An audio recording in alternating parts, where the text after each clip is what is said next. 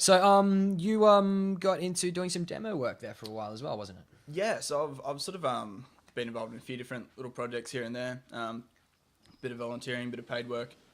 So a little bit with education with kids. So doing wildlife shows. So that's not just reptiles, but all different kinds of wildlife. That must be awesome fun. I've only been able to help out on a few of those kind of things, handling. Like I've got my blue card and everything, but I don't have my demonstrator's permit, so I've only been able to help other demonstrators, carry things in, and then I haven't actually been able to be the demonstrator. But man, goddamn, that looks like a lot of fun. I love it, and especially working with kids. Yeah, they're so impressionable. They'll light up so much around wildlife. I mean, they haven't been taught to be afraid of anything. Yeah, they're still a clean slate. You can actually get to them before all these just untrue ideas about what's dangerous and what's scary get forced onto them by parents and other family members. Yeah. And I think that's one of the main things, like getting to kids before they're impressionable, before the wrong people get to them.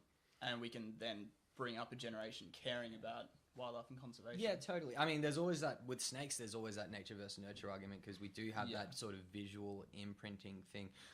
Just for the listeners, what I mean by that is, and this was a test that was done, if you take, they took subjects, just random people, and they put them in front of a screen, and they said, all right, press a button on the right if you see a predator, press a button on the left if you see a herbivore. And they show them images of animals, and they're looking for your response time. And they say, we're just looking to see how fast people recognize different animals. But what they found, and this is what they were actually looking for, was that people's response to, arachnophobic, ophidiophobic, which is fear of snakes. And almost everybody reacted faster and often, more incorrectly. There was more incorrect but faster responses nonetheless when the picture of the snake came up. Just, oh, good. And people just really quickly. So they think that, it is probably something that is a leftover evolutionary defense mechanism. Because, I mean, there was snakes before that was, primates.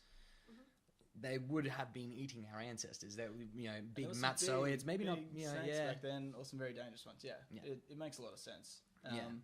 And so, that fear doesn't it's certainly true for snakes. It's probably one of the main ones. Yeah. So it is a survival instinct that was, I mean, and still in some senses is very, very important for our survival. I mean, snakes still do exist, but... they're dangerous. We don't need to tiptoe around that. They are dangerous. Absolutely, but with a bit of education about how to behave around them. I mean, the safest place to be is not near a snake. Yeah. So that's when I get people who saying, oh, they're dangerous, so I kill them. It's like, well, they're not dangerous...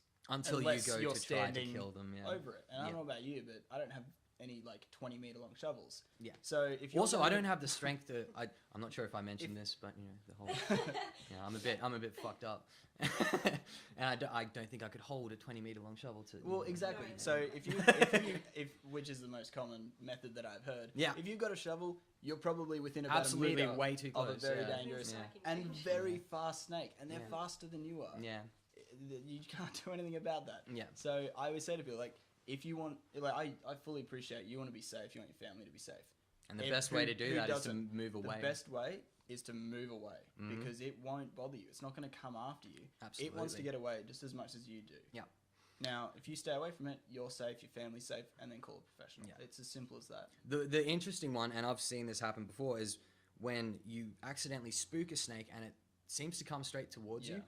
And then at the last minute, it ducks down a little crevice or a log that's right near you. Yeah. It's particularly red bellies. Red belly black snakes are really spatially aware, and they'll have a bunch of hides that they actually know.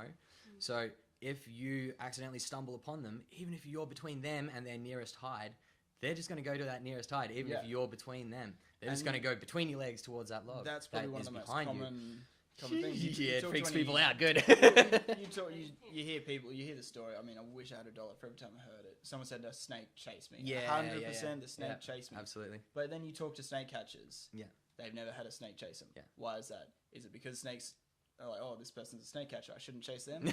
Or is it because the snake catcher realizes that the snake is going from A to B? Yeah, the snakes, happen to be they see that hook and bag and they're like, nah, that dude knows what he's doing. I'm not messing about. I'm out of here. Screw this shit. So I'm going. I think it does come down to education. Yeah, no, and absolutely. The best way to do that is start with kids. And that extends from not only snakes, but all wildlife. Ecosystems, ecology, conservation, obviously marine big one biology. at the moment is bats. That's a big, talking point. a lot of people are really scared. Again, fair enough. But we need education on what should you do in these situations and how should you handle yourself. Yeah, absolutely. And suddenly, if we educate people on it, the fear goes away. Yeah. And that's something that we really need to tackle right now. And look, the people like yourself and Lisa was doing it for a while there, I know. And, was it Gecko's Wildlife? They're phenomenal. Those guys out there doing Cool Companions as well. They do great. I mean, there's so many great educational, wildlife educational groups out there to do, school parties, birthday parties, things like that, mall appearances. And they're out there and they're not getting enough work. Yeah. and dude, you can hire these people to come to your house and they will put on the most amazing display, bring some beautiful native animals. And some of them are still struggling. I mean, the licensing fees to go and be a demonstrator are heavy. It is very, very difficult. Yeah, that's right. Exactly. Yeah. That's and like rightly so.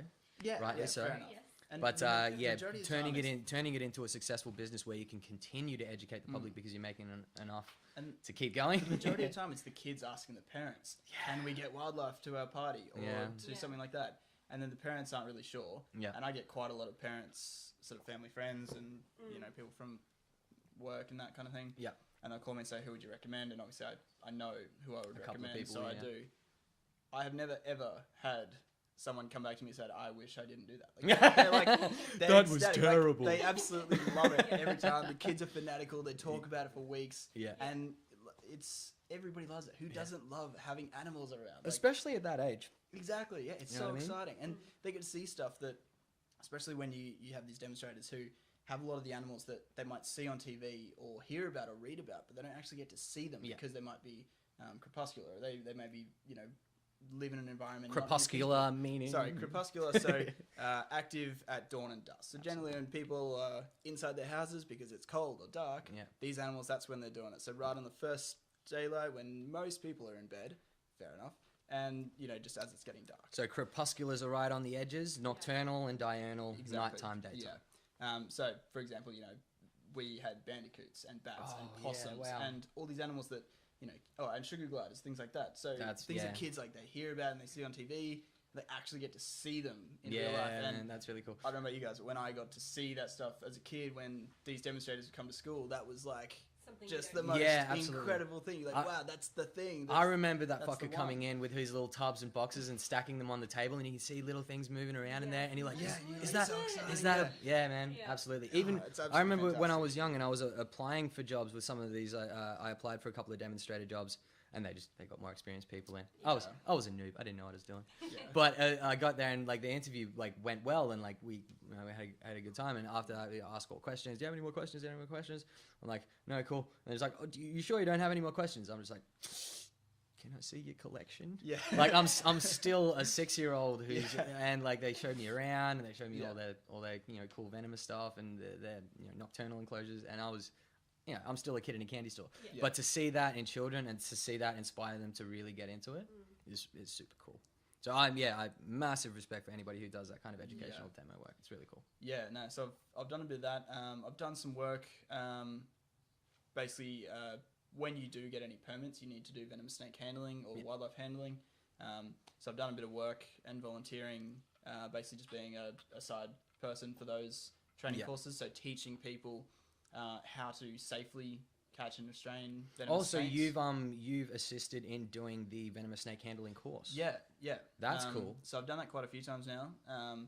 Well, I mean, that's one of the one of the best ways. One of the ways you know that you've learnt something is if you can pass that knowledge on accurately to somebody else. Exactly. So that's always been one of my things. Is even if it's just one of your your idiot buddies. And if you can, after a bunch of beers, just be like, hey, man, check this shit out. And you can actually explain it to them. Yeah. And they're just like, oh, that's what they mean by quantum physics. Then you have a sort of, all right, nobody understands quantum physics. But, but you can at least pass on some of the basic concepts. Then you must understand those basic concepts somewhat well. Either that or you're feeding them a bunch of bullshit. Yes. That can also happen. It's a great way to sort of critique yourself as well. Check your sources. But they may ask questions. You're like, actually, I don't know. Yeah, absolutely. Or I think I know, but I'm not sure. And it's a nice way to kind of find the edge of your knowledge as well. Yeah, exactly. Yeah, somebody will always hit you with something new. It's like, what do they know about this? And god damn it, you stumped me there. Yeah, It's nice. It's nice. It's always nice when you get there, and there is always that edge of knowledge that you will hit eventually. Yeah, It's a fun conversation. Once you hit that point in a conversation, now you kind of that to me is always a lot of fun. Yeah. And that's a great one because I've done sort of displays at like university open days. That's cool. So out at Gatton University where I attend, do wildlife science. Open day every year. I'm there. I'm volunteering. That's cool. So we do stuff with wildlife for the Certificate 4 program. Well, that's cool because you got like genetics students coming up to you, hitting you up with like hard stuff like, oh man, how many chromosomes? What do they know about how many single nucleotide polymorphisms it has in individual? And you get prospective students, you get prospective parents of students. You get current students, ex-students, people who studied it decades ago and want to know what's happening now. Yeah. You get such a range of That's people. cool. And because it's an open day... Yeah, you got to know your shit. Offers this stuff. Yeah. Number one, you got to know your shit. Yeah. But also, you get really cool and interesting people who are genuinely right. wanting to know about stuff. Yeah. And cool. That's really cool as well because... It's not your lame. It's like, oh, how big does it get? Which, that's fine as well. Because that's the majority of what people want to know. Yeah. But how big does it get? How big of a tank do I need to keep it in? Yeah, exactly. Like, can I keep it in a tub? Yeah. An olive python. I have a shoebox. Yeah. We're gonna need a bigger boat. You get some really interesting questions, which that's the bit I love the most. Yeah, because you can see like this is another human being that cares about something that I care about. Well, like, yeah, man. I mean, that keeps me going. Well, that's one of the reasons why we wanted to do this podcast. Is like. Passionate people like yourselves. I love having these conversations. You know, it's like I said, when we get to that sort of weird edge, some of the time. Yeah. I feel tingly up probably. Yeah. And I don't know about you guys, but I find that myself included, a lot of wildlife people generally get we're quite introverted. We spend a lot of time on ourselves. Yeah, absolutely. Yeah, there's a few things. Bush by ourselves, that's right, and that's totally fine. We don't mind.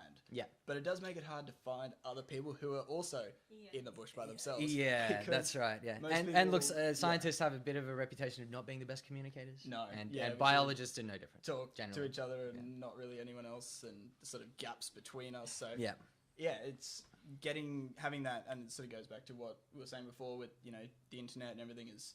Made it so much easier for people to do these kind of things and meet like-minded individuals. And instead of like walking through the street covered in your pet snakes, like I'm a normal person, talk to me. It won't go down.